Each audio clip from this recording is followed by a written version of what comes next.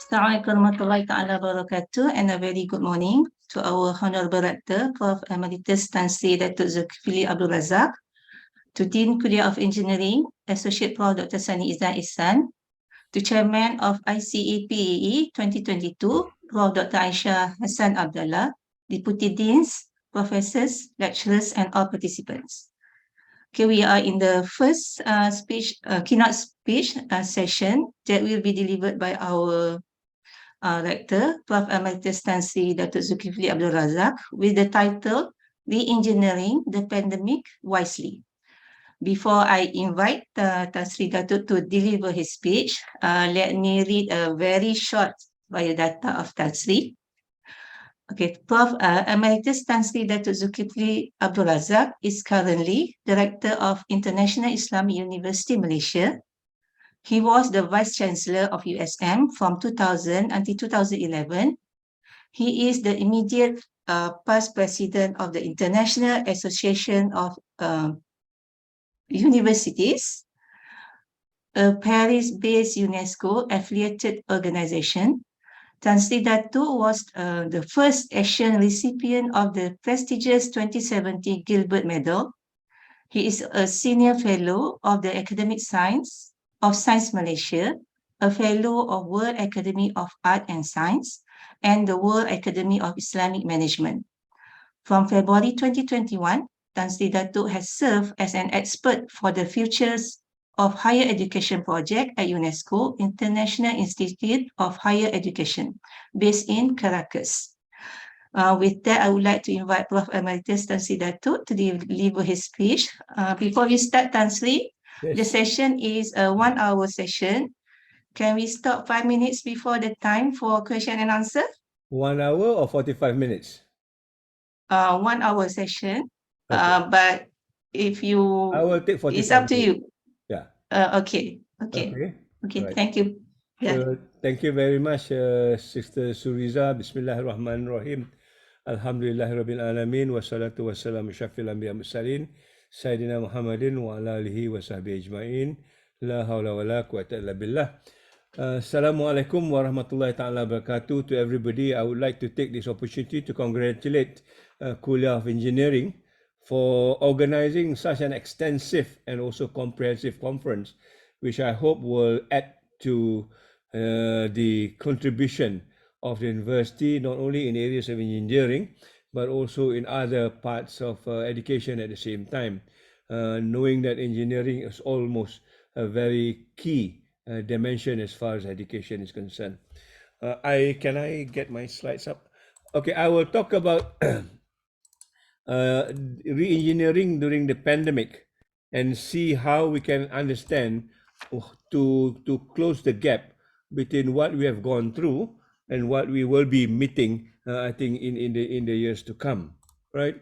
So let me start off by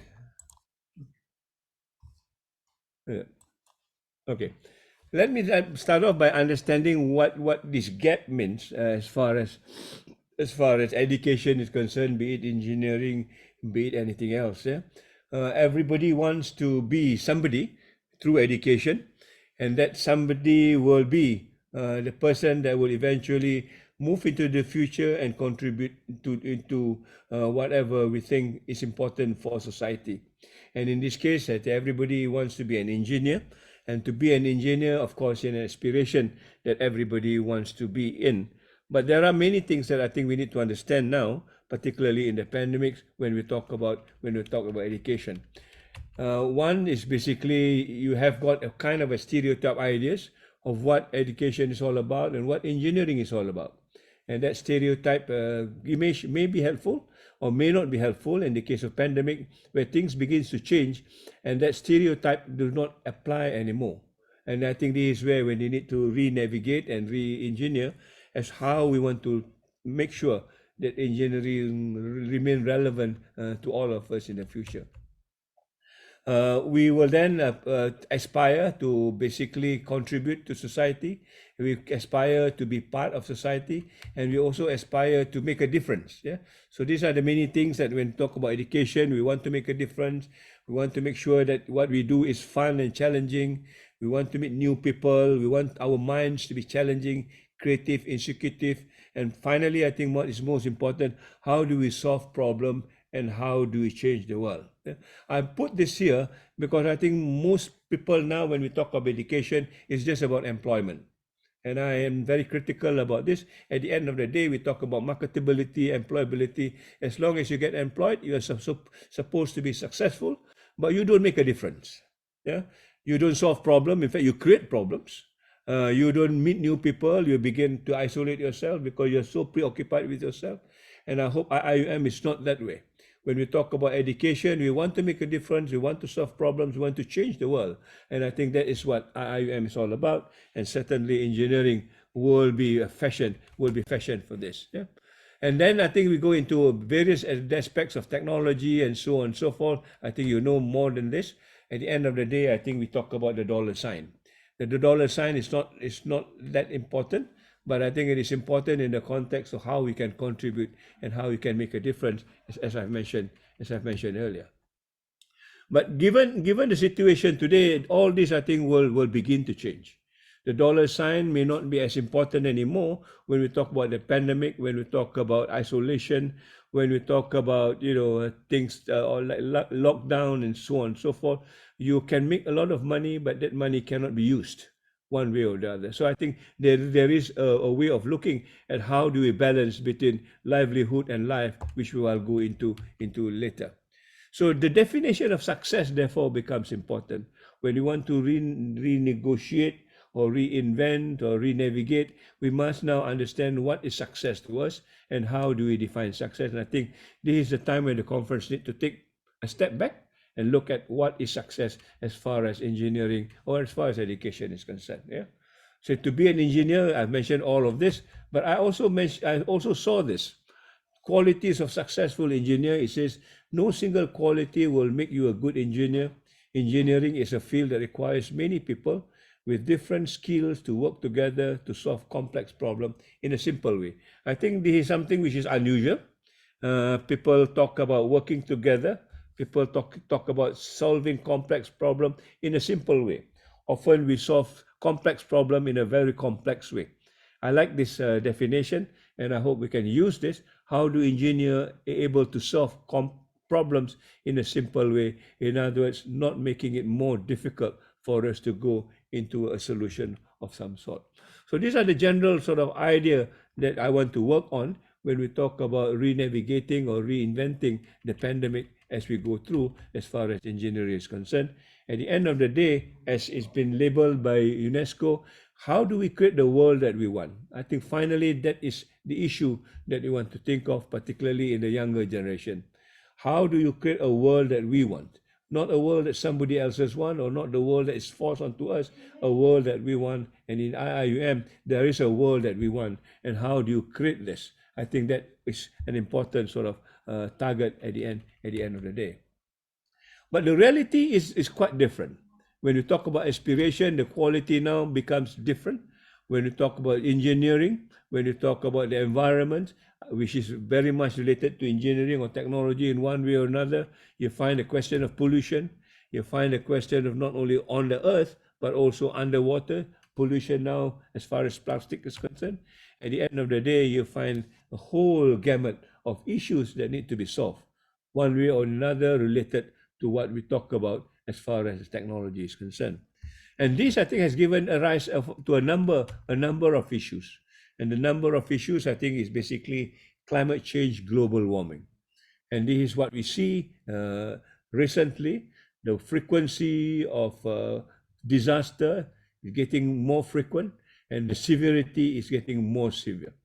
And that, I think, is a consequence, from my point of view, of how we are not able to control technology and to make sure technology fits into the environment that we are working on. So the reality gap, as we talk about engineering solving a problem in a simple way, it becomes very complicated when you look at what is on the ground and how to actually try to understand this. So there are many questions then that we need to be asked, and some of these questions is what we will try to answer today in this particular thing. One is, of course, the disruption that wasn't planned for when we talk about the pandemic. Nobody imagined there will be a virus. Nobody imagined that this virus will last for a long time. Nobody can imagine also that this virus seems to be part and parcel of our today's living. And how do we actually make amends on this is something that we need to ask where the future is all about. And this is where I think we need to reskill or relook at how engineering or how engineers now need to play a role when we talk about disruption of this nature. Normally, when we talk about disruption, we talk about technological disruption, and therefore sometimes it's quite easy to understand. But when we talk about biotechnological disruption, it is not easy to understand, as we see in the pandemic. The complication between biology and engineering and technology coming together makes everything even more complex in trying to solve the issue. So this disruption, I think, is something that all of us must begin to understand. And how can you minimize this as you move forward? Yeah. There is a solution, which is vaccine, and we think this solution will be good for us. But again, we find that there are other issues that involve. There's a question of unequitable sort of distribution of vaccines between the rich and the poor. The question of safety, which is now again a problem. A question of people hogging vaccines more than they should, and as far as this is concerned. So these are the ethical problems that are beginning to surround issues that works along the disruption that we talk about when we talk about a very large sort of problems as far as humankind is concerned. Now, therefore, the definition of success now needs to be relooked at. What is success in this particular context, and how do you now try to make amends as far as that is concerned? Now, it becomes a reality again. It is no longer just, a question of environment. It's also the question of life. Thousands and millions of people are somehow or other get swamped into this, and particularly when the countries are well-to-do, and there are more people who died in this particular case because of the situation, or because of the culture, or because of how they manage the issue, which is not the same as other parts of the world. So this will be another dimension that we need to look at when we move into a different sort of scenario when it comes to the pandemic. And this is not the only pandemic that we will be meeting with. There are many more pandemics as we go through. How do we actually begin to change and define what success is all about as far as engineering is concerned? Well, at the end of the day, from my point of view, I think it's a question of leadership. Where do we actually put our own perspective as far as moving forward is concerned, and looking how actually we can make amends of all this? Quite clearly, I think we need to talk about the future in a different dimension. And that future, I think, now needs to be contaminated, or I think what we talk about in the context of VUCA, which is volatile, uncertain, complex, and ambiguous. This is a kind of future that I think no one can predict. When it talks about volatility, uncertainty, complexity, and ambiguousness, I think it's something that we cannot actually pinpoint to the dimension that we actually can solve a problem. So this is the new era of predicting, the new era of trying to understand how do you actually make amends of the things that we are going to face in the future. And these are the skills that we don't have. We don't have the skills to predict.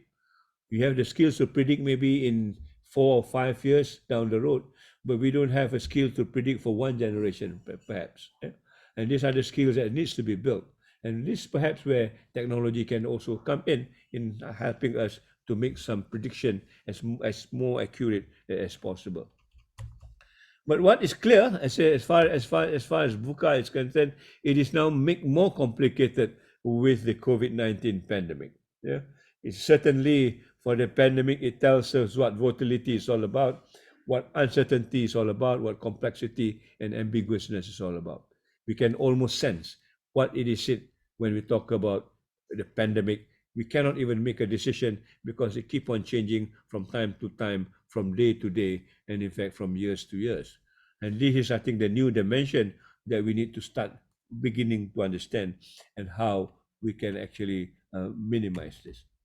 So this is where I guess leadership is important when we talk about education in this particular respect, I'm expecting education will lead us the way to understand what are the new scopes that we need to look at and how we actually can put leadership in its actual central position in trying to understand the future as far as that is concerned. Now, in the past, when we talk about leadership, this is something that we beginning to temper with. Yeah? Leadership or education in that particular respect is all about livelihood. As I've mentioned, we come to university because we want a job. Yeah, we want to make a good living, right? Which is nothing wrong, but the pandemic tells us this is not sufficient. Yeah, we come to university, we want to create a better thinking, better mind, better intellect. Yeah, but again, the pandemic tells us this is not about it all. About things that we can sell in the innovation, where the price tags, market, and so on and so forth. All this, I think, comes into what we look at as far as leadership is concerned. At the end of the day, it becomes a very reductionist way of looking. We reduce it to the bare minimum, and that bare minimum is what I think we are trying to live with. But again, it's not possible. It becomes a mechanical way of looking at things, and the mechanical way of looking at things, as I've mentioned, once we come into the bio dimension of disruption, that the mechanical dimension is not sufficient anymore. So we need to move. And how do we move is basically how we want to find out what is the potential for this. Right now, when we talk about livelihood, I think that the cliche we talk about is everybody is potentially unemployed, not potentially employed, because of the kind of market that we are going down. Yeah, some of the issues that we are beginning to see, and how we can get employed becomes a more difficult issue, and therefore how do we actually change this around is something that we need to talk about. Formally, we talk about a situation of this nature, but now given the situation of VUCA, we see that more difficult issues coming in. And in fact, the VUCA, I want to reinvent it into something which is more difficult in the sense that life becomes isolated, life becomes not connected with what we see in before the pandemic, and therefore this is the issue that I think we need to address. Okay? So we want to address then by looking at what is the future as far as leadership is concerned in the context of engineering or anything else for that matter. Yeah? Here we begin to see that we want to talk about not just livelihood, we want to talk about life. Life itself is an important commodity rather than just livelihood. In other words, you can make money, you can be successful financially or materially, but are you able to manage life the way it has to be managed? So there is this balance between livelihood and life. As I've mentioned earlier, you can have a lot of money, but once you are locked down, that money doesn't mean much. Yeah? You have a lot of money, but there's nothing to buy, then that money does not mean much. So how do you manage life vis-a-vis livelihood, I think is a question that we need to talk about. Yeah?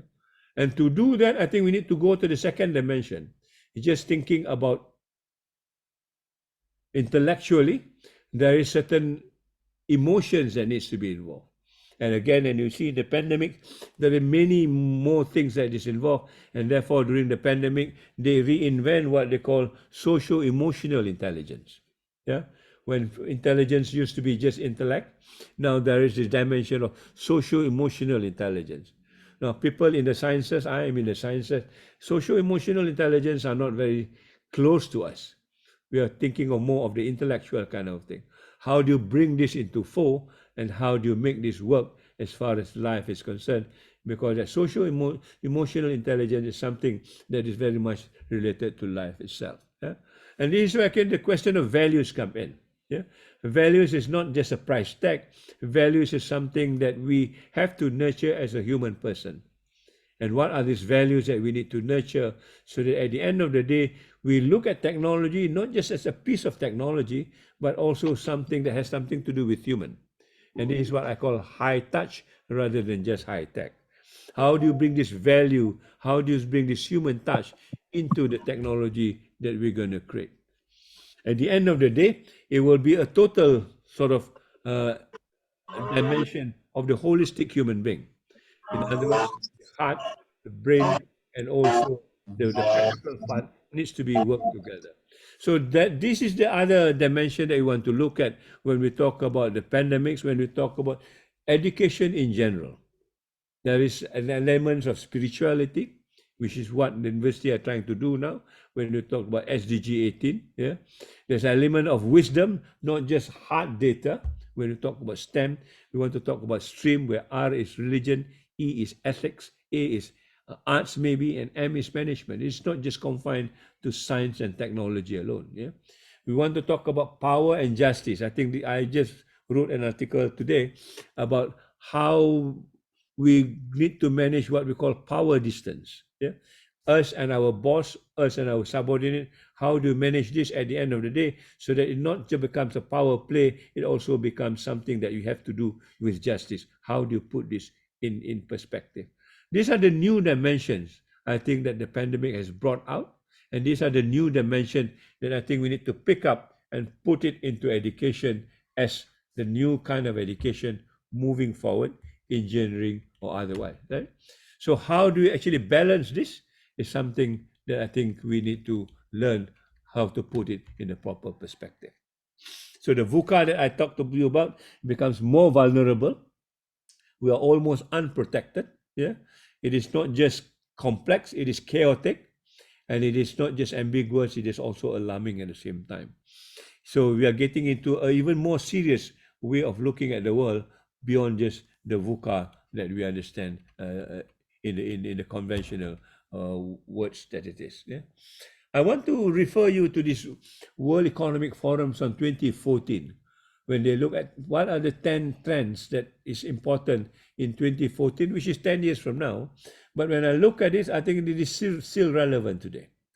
One is number 7, which I look at the lack of values in leadership, the lack of values in education, the lack of values in many of the things that we do, right? The rest are also important. For example, the rapid spread of misinformation with this half-truths, fake news, and so on and so forth is getting there. Yeah, the persistent structure of unemployment, as I mentioned just now, potentially unemployed. This is what is going to become today, right? So all these are something that we need to turn our attention to, because this will be the trend moving in the future. But I just want to concentrate on number 7 to continue the discussion of values and also leadership at one point. Now, all this I think I've mentioned is relevant, but I think let's look at just leadership as is on its own. Now, this idea of leadership that we talked about from the past, I would like to summarize it in the word weird. Why it is not relevant anymore? Because it has different meaning.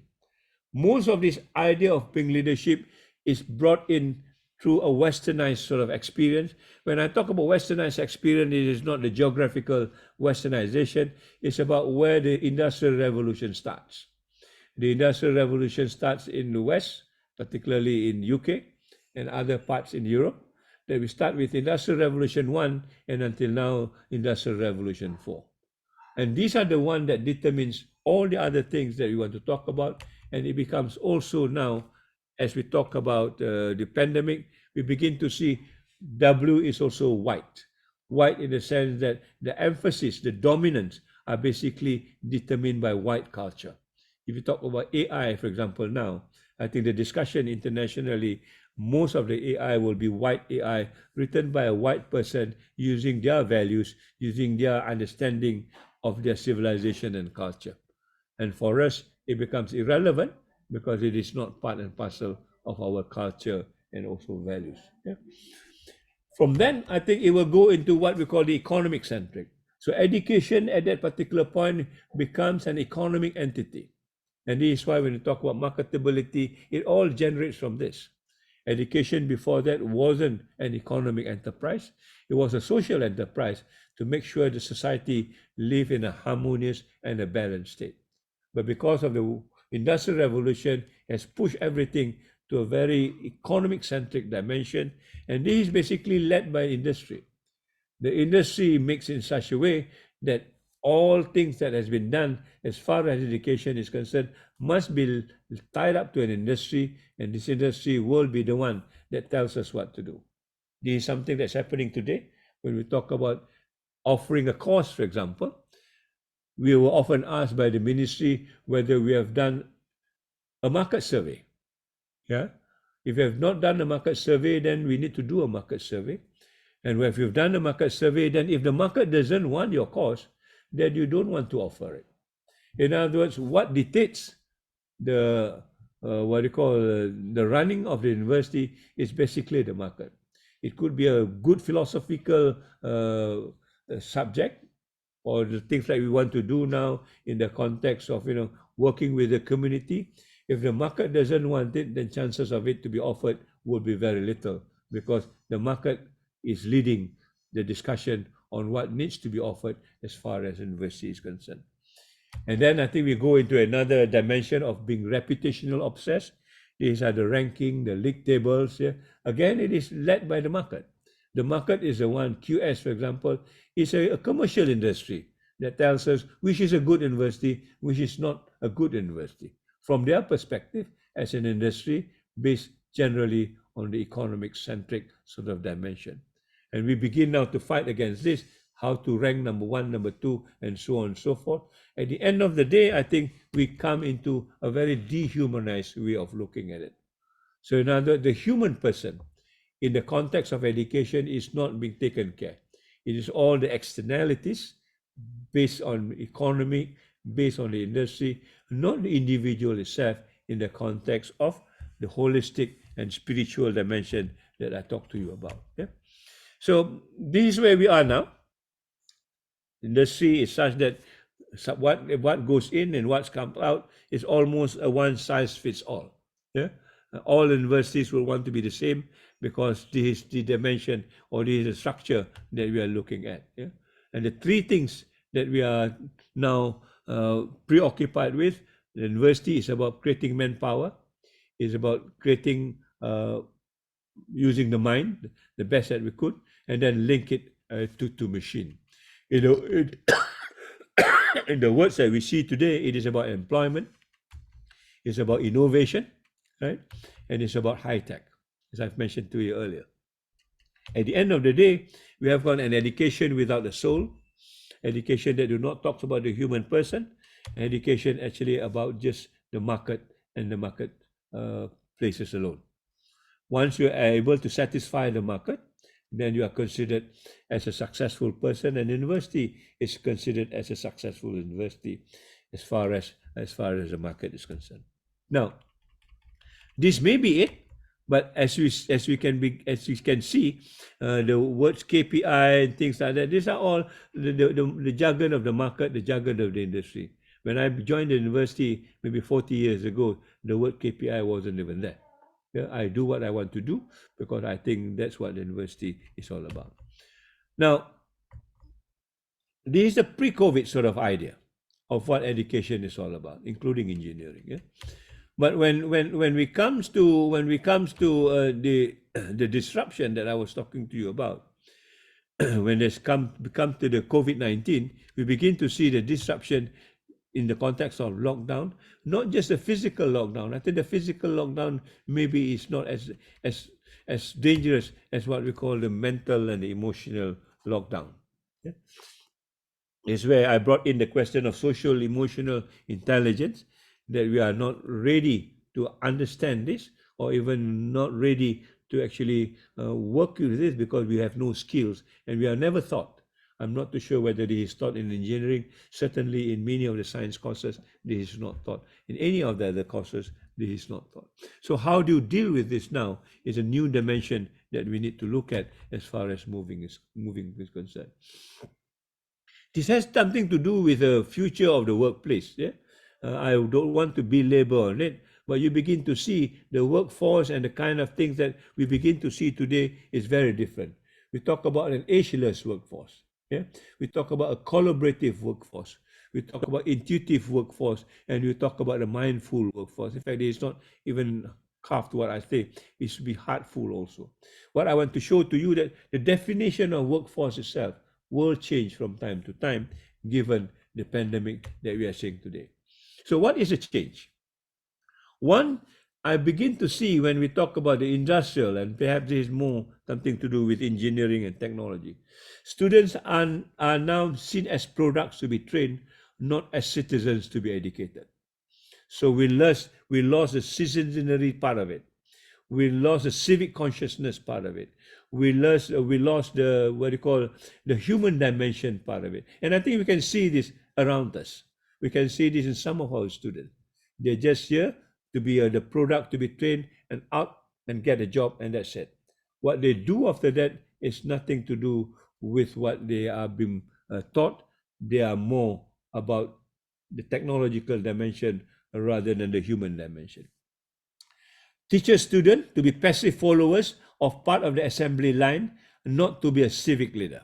Yeah, and this is where I go back to this idea of leadership.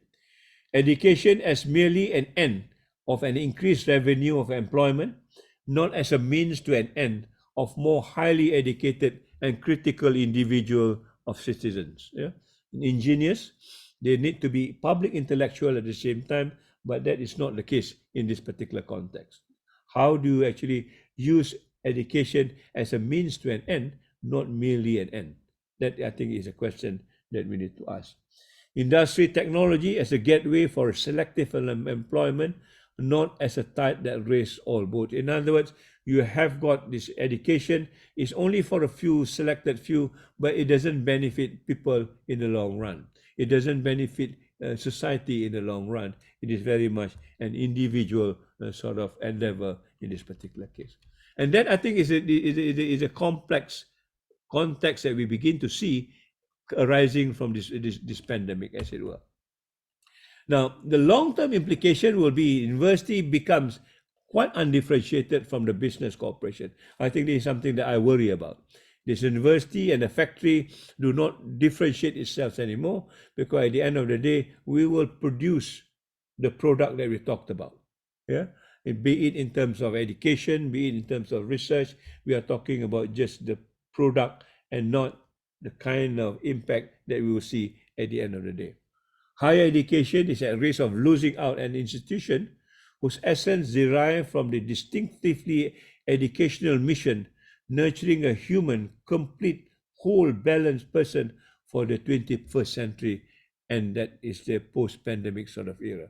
How do you get back into this holistic education is something that I think we need to grapple with for the long term as far as education is concerned, moving into the post-pandemic world. Now, I just want to make a kind of a comparison. If this is an assembly line that makes a bread, for example, you start off with the flour, and then we use whatever ingredient there is, and then put it into a receptacle, and then you begin to churn bread, and then at the end of the day, the bread will be marketed. We can just change the label. I think you'll get the university at the end of the day. The students will be our consumer.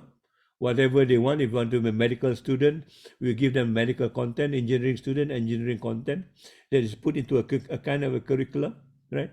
And the curriculum will then be dispensed into a kind of conveyor belt. Our conveyor belt perhaps is a classroom that student moves from classroom to classroom. Midpoint, they'll have quality control, the test, the examination, or whatever it is. And then you have this graduation or the convocation. At the end of the day, they becomes a product, and the product will then take them out into a kind of a market. Yeah.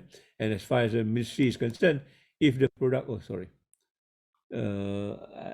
ni, Arni dia terkeluar. Arni. Oh God.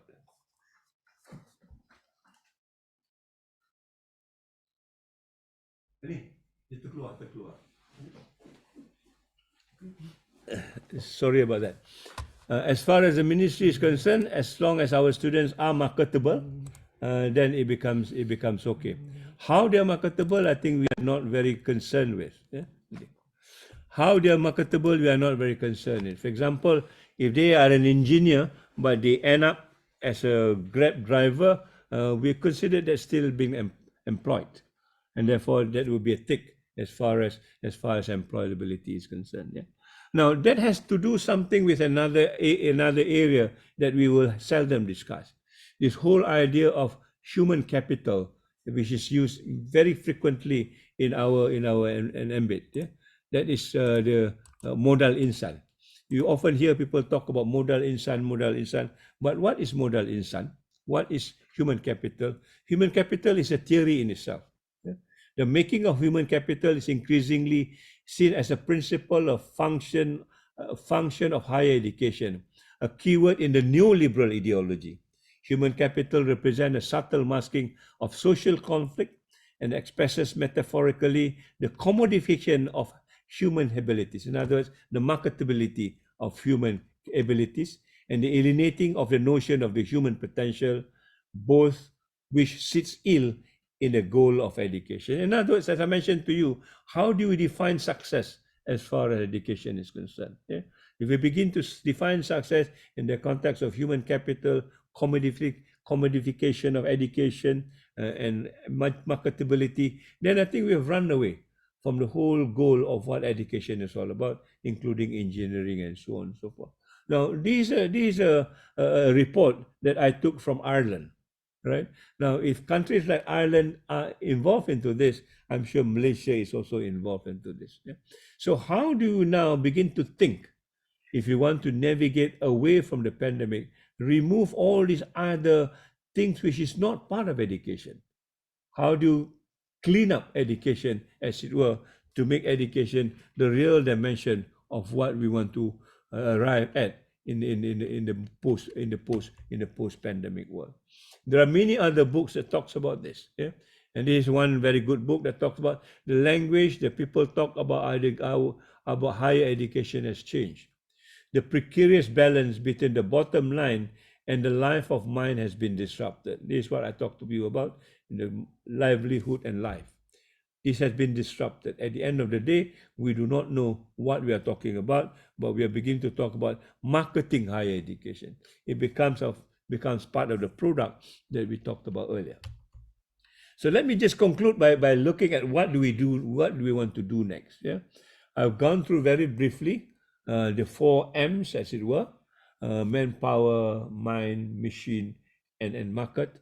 And this is where we are now, at least in the pre-pandemic area. What do you want to do next? What do you want to do next? I think is basically to go into a different dimension. We need to disrupt this itself. And how do you disrupt it?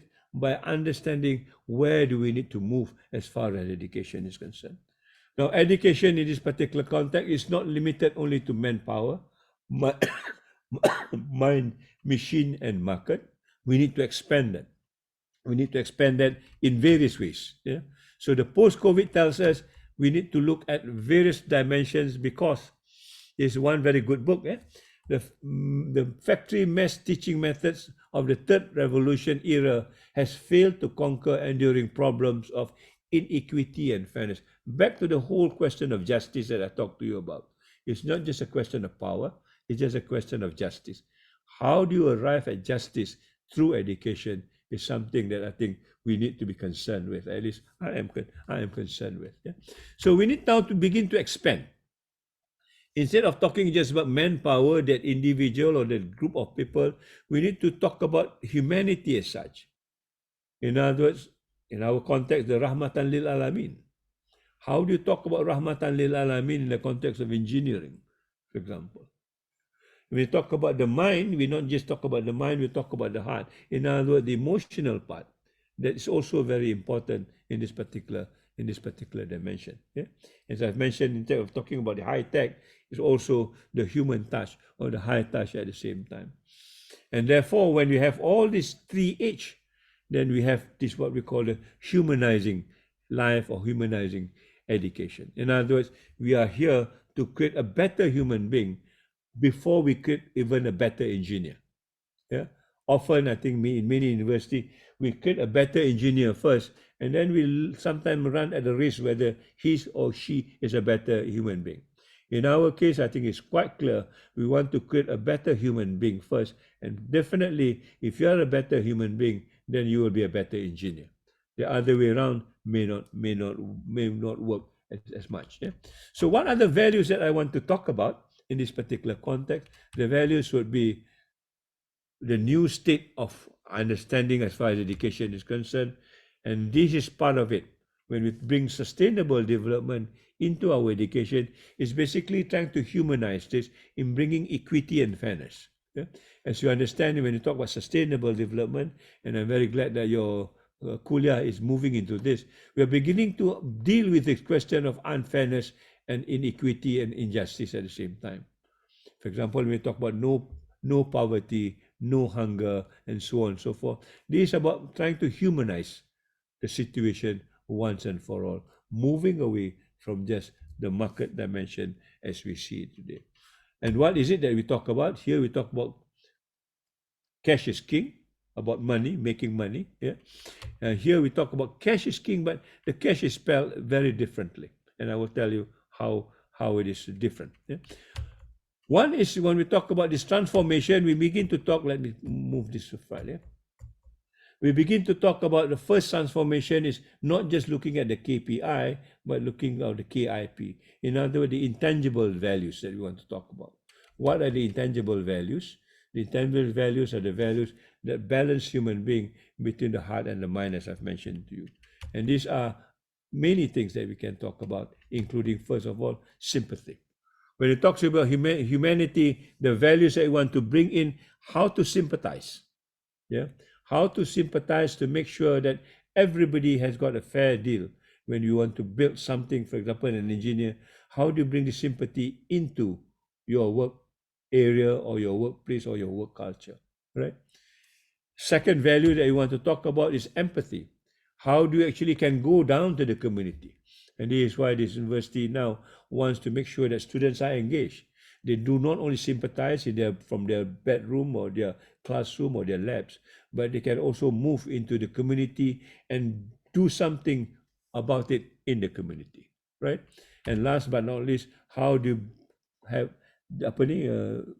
distribute this idea of being compassionate. Compassionate means you need to do it because it is part and parcel of your duty as a human person. In other words, if you see something which is wrong, then you must do it because it's your duty to do it. You don't have to wait for somebody asking you to do this. And how do you get into that state is something else that we need to talk about. And these are all nurtured within education. And that is, I think, where the sustainable development goal comes in, when we talk about the 5 P's of people, planet, prosperity, partnership, and peace. And these are the values, I think, that is embedded in the 3 dimension of sympathy, empathy, compassion, and also humanity or humanizing life. Yeah? So these are the value base that I thought we need to bring back when we talk about the pandemic and how do you now need to navigate around the pandemic. And this is where I think we go back to this whole idea of VUCA. The future of the world will be increasingly transdisciplinary. It will take place in a globalized world against a backdrop of uncertainty and unprecedented change. And unless and until we bring this together, we will not be able to deal with the future because there are still gaps that is not being filled one way or the other, given the kind of structure that we are now being embroiled in as far as the COVID-19 is concerned. Yeah. So when I talk about cash is king, C is compassion, E is empathy, S is sympathy, and H is humility. That, I think, is a new emphasis as far as education moving forward in the context of the pandemic. It is not just about money, it's about life, it's about value, and it's about the human being in the human being itself. Yeah? So we have many of these things is not new. It is something that is part and parcel of human civilization for a long time. Yeah, the Chinese proverb: "Without the mind directed by compassion, one is not human." You know, certainly this is something that we begin to appreciate at the end of the day. Compassion is so important to be part of human being. Human being without compassion perhaps is not human at the same time. So I can go into this, and I will not go into this, but the idea of when we talk about the industrial revolution and so on and so forth, I just want to re-emphasize that there are many things that is not right for the industrial revolution. But the difficulty is that we do not look at it from that point of view. For example, the first industrial revolution, we talk about pollution. This second industrial revolution, we talk about more pollution. When we talk about, this what you call mass production and so on and so forth. Now, in the third industrial revolution, we talk about clean energy, a clean industry, but we end up with another problem of emotion and emotional intelligence that I talked to you about. Yeah, and that is more emphasized now when we talk about the fourth industrial revolution. Now, I just want to bring your attention to, when we talk about this industrial revolution, we always talk about the positive thing, no problem. Yeah, but we never talk about the downside. And therefore, when we meet with the downside, we do not know how to actually deal with the issue.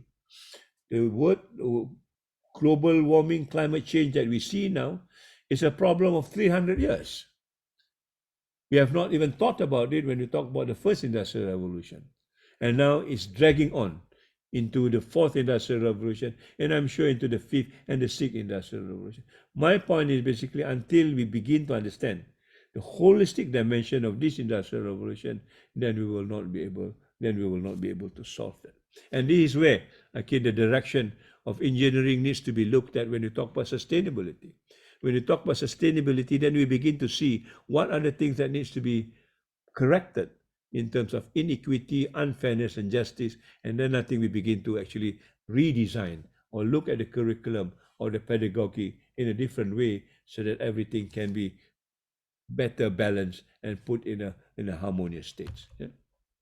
So where is cash in this case? Yeah, where is the compassion, empathy, sympathy, and humility in this particular? Is it something which is totally inhuman because technology now begins to direct what human beings should do instead of the other way around? And I think that's a question that needs to be asked. Yeah? Let me just finish off with a simple sort of summary. This is where we are at the pre-industrial revolution. Everything seems to be sustainable, resilient, and so on and so forth. The days of the dinosaurs. Yeah? And then when we talk about the world that we want, it's easier to define that the world that we don't want. And that's where I talked about the westernized, economic centric, and so on and so forth. And this is the world that we need to change through the curriculum, through the education, engineering, or be it. And that is the world now that we are beginning to work with. Everything is so mechanized, everything is almost dehumanized, everything is almost so mechanical that we lose the human being in this particular dimension. Yeah? And we tend to go into this when we talk about all the industrial revolution, one way or the other. So what we want to do, from my point of view, if I just want to end it, we want a world that is more wiser, and the world wiser is what I want to summarize as the world needs to be wholesome, holistic in the context of everything is put together in a compartment that works with one another. It has to be inclusive, it has to be sustainable, it has to be equitable, and it has to be resilient. This is the world that we want, this is the education system that we want, and this is what I think we need to actually work with. I don't know whether engineering can look at this, so that when we talk about the future education, future society is a humanized society, is a society that brings the value of human being up front as compared to what it has been. So we may have to think of different things. We may have to think of deindustrialization, for example. Yeah, we may have to think of what we call the non-Anthropocene. Non-Anthropocene is where human being begin to deconstruct its own civilization. How do you bring this value back so that we can safeguard and protect our civilization? It's a human-centered sort of society, and it must come from a human-centered education. So I will end there. I hope I've given you some thoughts to think about where you want to bring engineering moving forward. Not only engineering, I think many other disciplines at the same time. So thank you, Serena. Assalamualaikum warahmatullahi ta'ala wabarakatuh. Assalamualaikum warahmatullahi wabarakatuh. Thank you, Tan Sri, for a very enlightening speech. For me, is like overwhelming with the question that Tan Sri posed to us. I think we can open for question and answer. If a participant have a question to Tan Sri, you are welcome to switch on your mic and ask a question.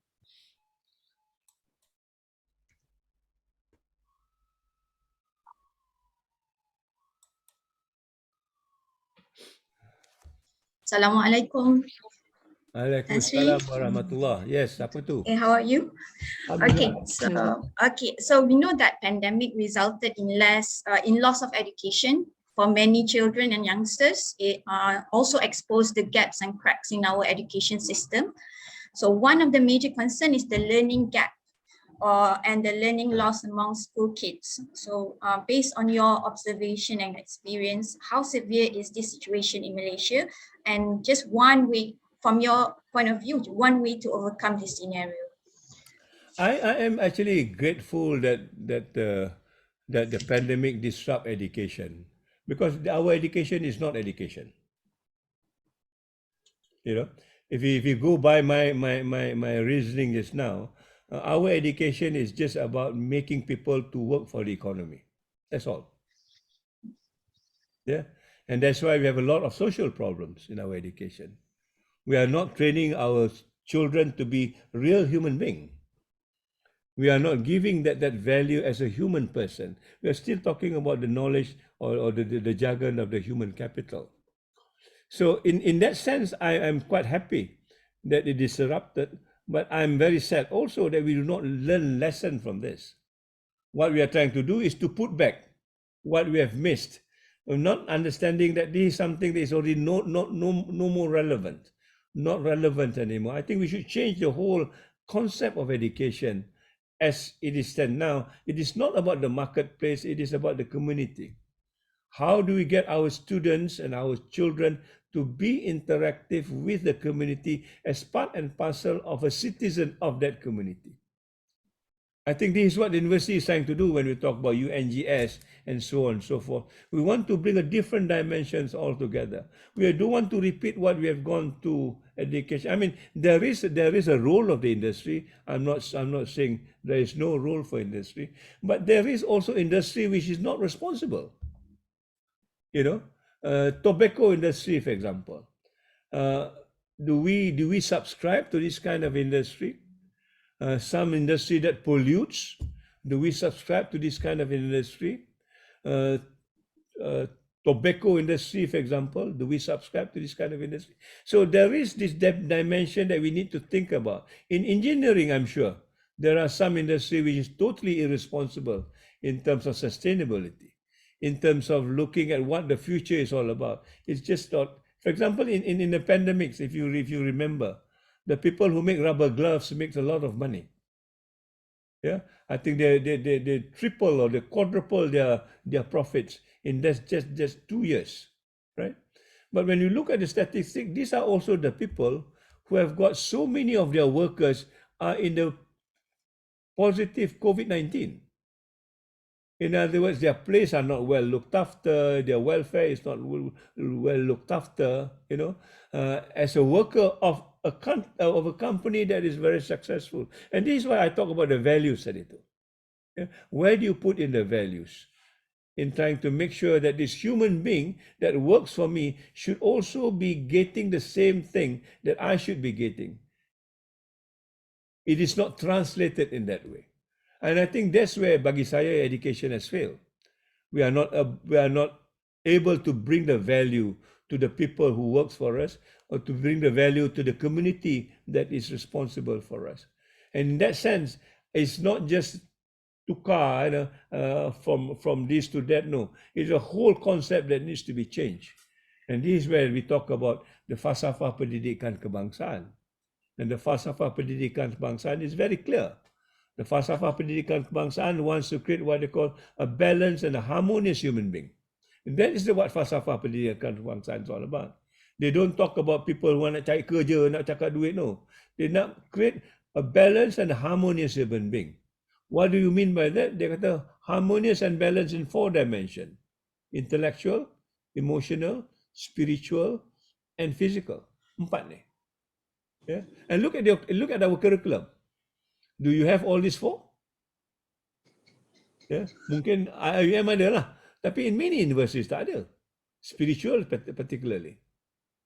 So in other words, education itself is no longer that education that we want. And more importantly, dia kata, where does this come from? 4 ini datangnya, katanya falsafah, datangnya daripada ketaatan dan kepatuhan kepada Tuhan. A devotion to God. These 4 values comes in the context of devotion to God. So these are things that I think we are already missing in education because we don't understand education the way it is. We are being reconstructed, as I mentioned, from the Industrial Revolution, that takes all this value out. So when we talk about changing the education in pandemic or post-pandemic, we really need to reconstruct it. It's not just betul sana, betul sini. I think we need to relook at the whole plan so that we get a better sort of human person through education in the real meaning of education. And I think that's where we should be working towards. I don't know whether I answer your question.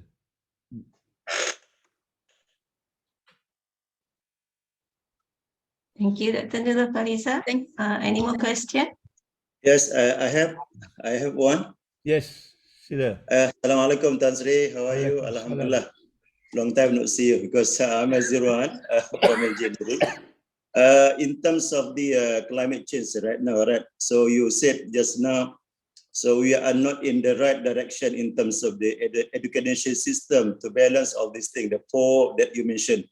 So I want to see about this in terms of we are Muslim, is that how we can challenge in terms of this, a lot of problem right now. We are not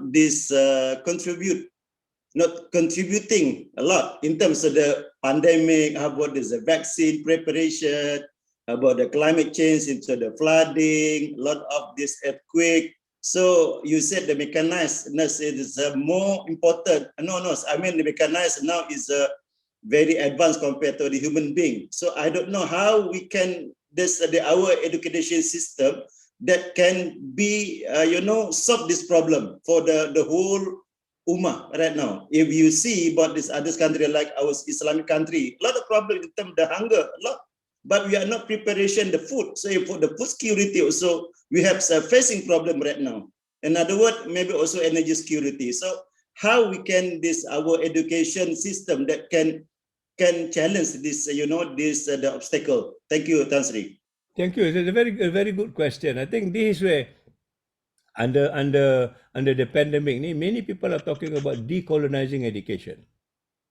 Mananya we want to go back to the education that we used to have in our own country. Yeah, I mean, if you take Indonesia, for example, very good example is a Subak system in Bali. Right, the Subak system in Bali has existed for more than 1,000 years, I think. And that Subak system is the same system that we are trying to arrive at now when we talk about sustainability. In other words, in our own society, in our own community, there is already this element of sustainability being put in as part and parcel of our culture, as part and parcel of our value and our lifestyle.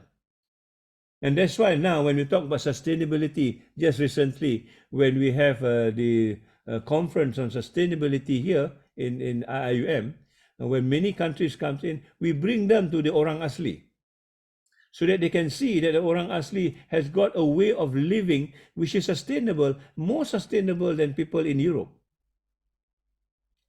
In other words, the value that we talked about is our value that we have dismissed it because it is not modern, because it is not rank, because all the things that we can think of. We think therefore this is not good. Yeah? And this is why I think it's our duty as a Muslim to bring back all these things that is already part and parcel of our culture that we used to have. It's nothing new. Sustainability is nothing new. as far as our culture is concerned. Yeah, Datuk nenek kita dulu, they're sustainable. They're more sustainable than we are. But we have discarded this because we think it is not modern. Yeah.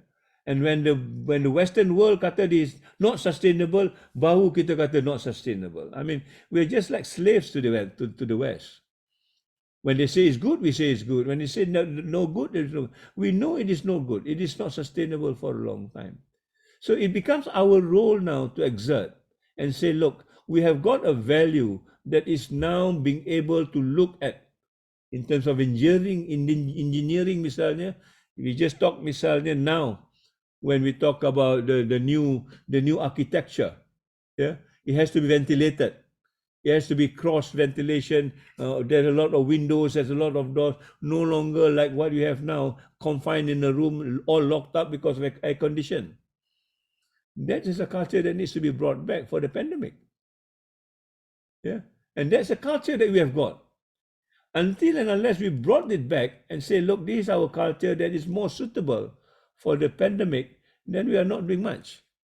We are not doing much. So I think the answer is with us.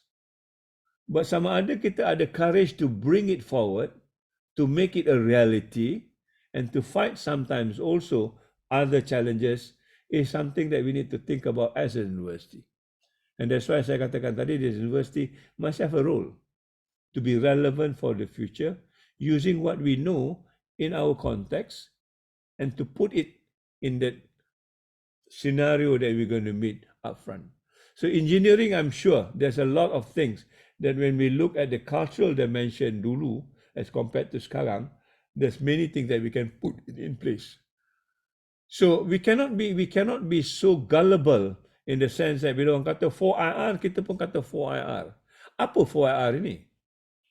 You know, does it benefit us? Does it not benefit us? This is something that we need to think about. And the sad part, as far as Malaysia is concerned, the moment orang kata 4IR, everybody say 4IR. Yeah, apa dia 4IR tu? My God, I don't think anybody knows. I don't think the minister pun knows. Yeah, and we are supposed to educate the minister that these are the good part and these are the bad part of 4IR, and we have not done that. And that's why the Japanese are doing it differently. The Japanese call it their society 5.0. Dia kata technology, yes, but technology which is human-centric. Kita tidak, kita human being which is technological-centric. These are issues that I think we need to start thinking about when we move into the next phase of what education is all about, of what life is all about. And the pandemic has given us enough to rethink, but we must rethink. We cannot just betul-betulkan situ just like, you know, like wiring, just reconnect the wiring again. I think it's not. I think you need to reconstruct the whole circuit so that it becomes really a sustainable sort of a way of looking at it. Yeah, and there is enough example. I think Indonesia is one example. In Bhutan, there's many examples. In Thailand, example. So when we take all these examples and put it and assemble it, then we know where is our strength. But we're not doing that at the moment in time. Okay, too.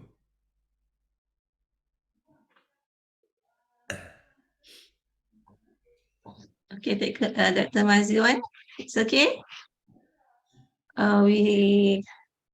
Can we have one more question? We can take one more question, inshallah.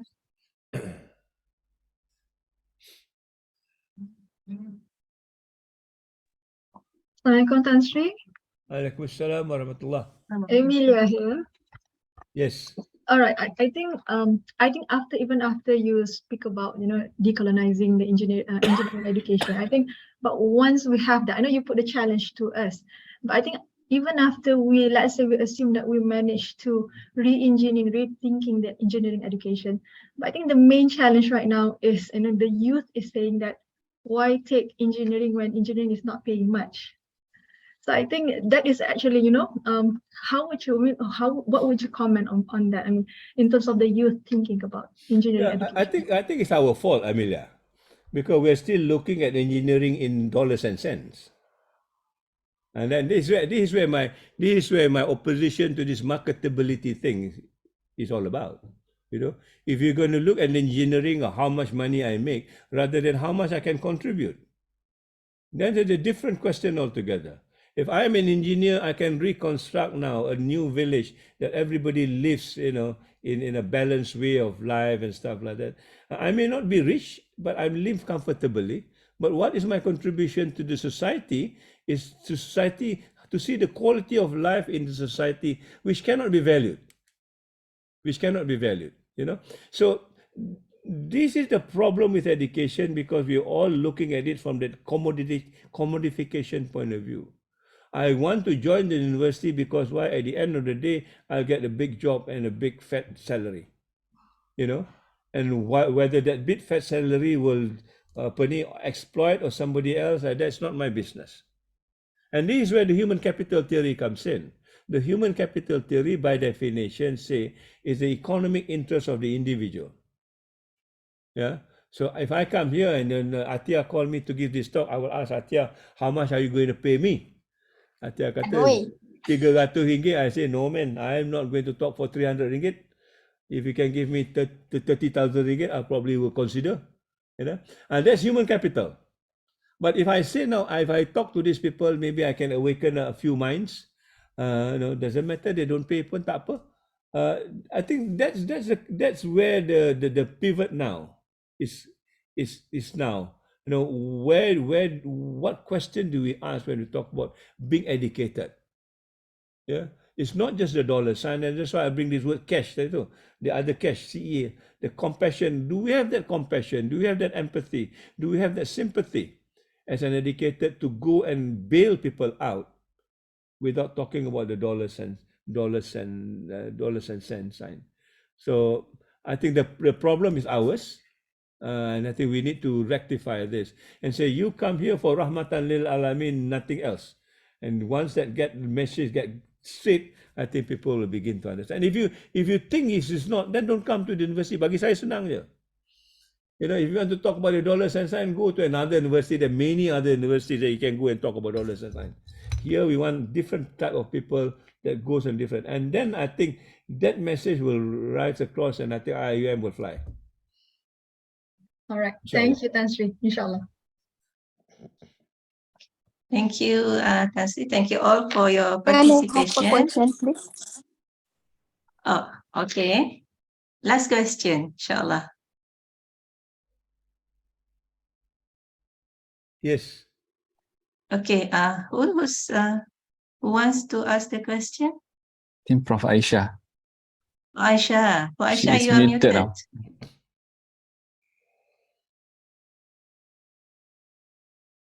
No. You can hear me now? Boleh. Yes. Yeah. Thank you so much, Prof, for this beautiful diagnosis for our problem all over the world. And now, since we diagnose a problem that we need to change our way of thinking, Yes.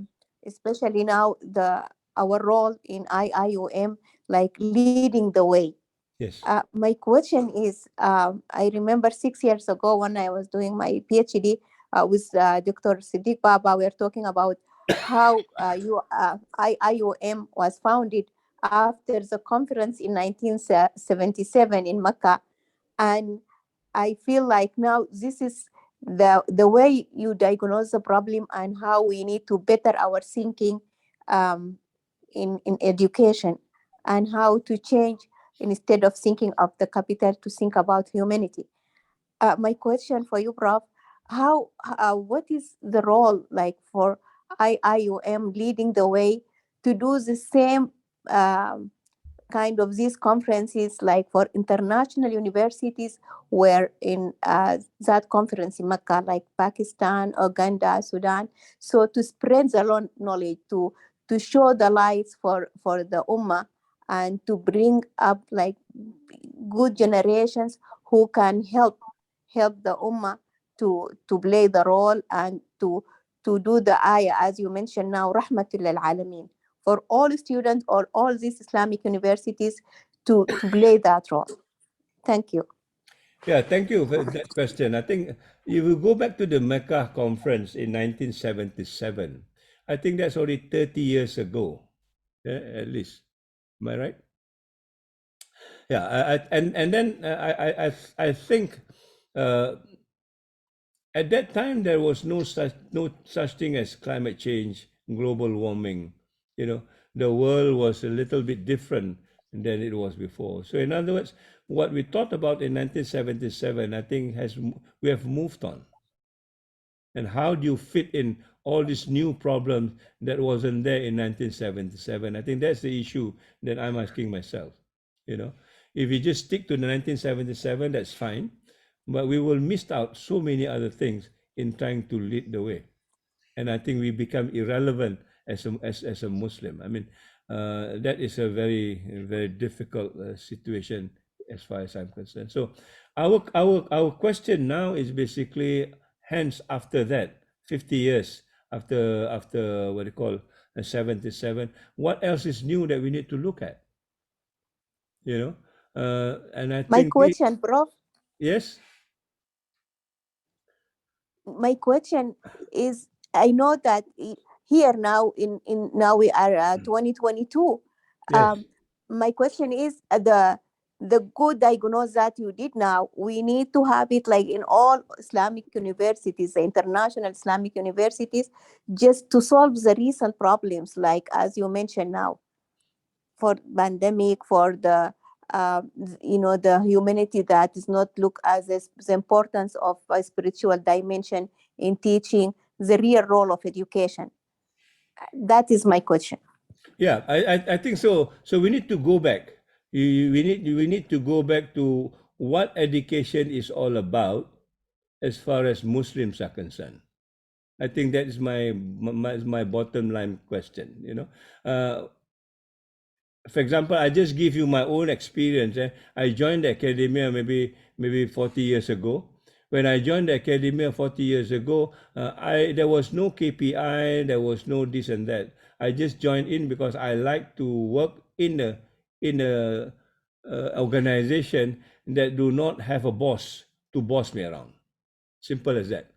You know, my dean works separately, I work separately, and we meet together. There's no that we are the same as far as status is concerned. And I think that's what the university ought to be. And that's where I think we need to come to terms with. Now the university is already like a bureaucracy in itself. And that bureaucracy is the one that's spoiling the university now. So when we talk about the issues that we need to look at, I think we need to reconstruct the university again. And I think Muslim has a different way of understanding what university is all about. And I think that has been taken away also by the Industrial Revolution. So in other words, when we talk about moving forward, particularly the younger generation, like Emilia was saying, half of these people were asking about just about monetary gain. That is not education as far as we are concerned. Education for us, how do we contribute? So the question that we need to ask now is quite different than the question that we used to ask. And I think the word international university is no longer adequate. We need to talk about a global university. International university is between two countries working together, that's fine. But a global university talks about all countries working together, solving one common solution, one common problem. And this is what, from my own experience, when we talk about this, in many of the forums that I attended, there was no practically Muslim representative. We are not a voice in the many crowds that were talking about this. Global warming, climate change, whatever it is. The Muslims' voice are very few, if at all. So we need to go into this and be part of this and reinterpret it and give our own dimension and give our own solution. We have got the solution. And the moment we talk about humanizing education, when I was in Barcelona, and the UNESCO people pick it up, they say, we talk about human education so much, but this is for the first time I'm hearing you talk about humanizing education. So there are many things that we can contribute, but we are not there to contribute. And I think this is what we need to do now, moving forward. And the pandemic, bagi saya lah, is just an excuse to take this on. If we miss this, then I think we're not going to do this right as far as the future is concerned. I'm not too sure whether I'm answering your question, but what I want to emphasize is your generation must have an interpretation of what the future looks like for you. My generation has got its own interpretation and it's not working anymore. So we need to move on. We need to look at new model. What happens in 77, that's fine, but that's probably not sufficient anymore. We need to add on to it. And adding on, I think, is a task that all of us must do, and it's not an easy task until we understand what education is all about. My question, you answer part of it, but when I mentioned 77, I didn't mean like to go back to that, but I was thinking like this beautiful conversation we have today. I'm dreaming like to see it, like globally, like different university who had like global tasks or international students from different parts of the world to be part of this conversation, like this conference, instead of just being like not this was not access for everyone to be part of it. Like my question was how like IIUM to play that global role, like to humanize the education, to better thinking of students. That's my question. Yeah. But that question, I think, to be honest with you, is a difficult question because the comparison is always with the present. That's what I found out. Unless and until we can create a working model, then people will not look at you. I think that's what we are trying to do now. If you say I've got some product that can be an alternative to your product, then people will listen to you. If we don't have, and we just keep on talking about it, then nobody will listen to you. That's my experience. So we need to create something which is successful within IIUM itself, and then people will come. And that's why when we have the conference on RCE, I think 27 countries came or whatever it is, and stayed with us for 3 days, and because they knew we are doing something different. But if we just talk about it and not demonstrating that we are able to create something new, then nobody will listen to, particularly when you talk about this dominance of the West. They keep on saying that they are the world class. They define their world class. But we are we not world class? They ask me, are you world class? I say, whose world are you talking about? There don't mean so many worlds. For your world, you're world class. For my world, I'm world class. So, but we take their world class as our world class, and then we suffer. So we need to do this very well and understand where we are coming from and stay with our principle and fight it out. I think that's the only way. And the more we do this, the better for us. Thank you so much. Pleasure. Okay, thank you, Prof. Thank you once again, Tan Sri, for sharing your time and experience with